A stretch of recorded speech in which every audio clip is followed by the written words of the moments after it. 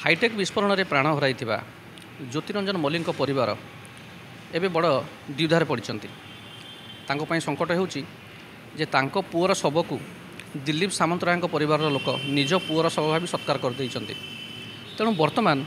M पाखे ज्योतिरंजन शव आना सत्कार करने तेणु हिंदू रीतिनीति अनुजाई शव सत्कार आवश्यक होता है। तेणु शुद्ध क्रिया है शुद्ध होगापाई पाखे ज्योतिरंजन शव न ज्योतिरंजन परिवार एवं विभिन्न लोकंर सहायता नहीं कहवा कथा जे जदि कौन व्यक्ति शव पाई ना शव हजि जाइए निखोज हो जाइए तेरे से शव सत्कार करें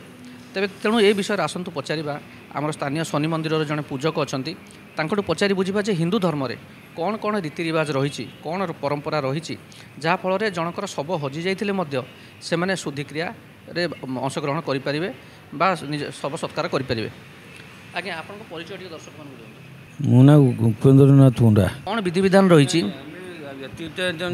शास्त्र अनुसार जदि कौन लोक अजाणत गोटे गोटे परिवार सबको जदि निज पुओ भाव पड़देला निज परिवार लोक पछे खबर पाइले जदि पुओ को अन्य लोक पड़ जाए से पलाश गचर काठ नहीं सब संस्कार कर शुद्धिक्रिया हवा कथा कथा होती शास्त्र अनुसार। तेणु हाईटेक विस्फोरण में प्राण हराई ज्योतिरंजन मल्लिक शव तो परिवार वर्ग पाइबे कारण तार सत्कार सरी किंतु शुद्धि होगापाई हिंदू धर्मर जो पारंपरिक रीति रही अनुसार से शुद्धि हो पारे शुद्धिक्रिया करें। विजय कुमार दास सूचना टीवी 24x7 भुवनेश्वर।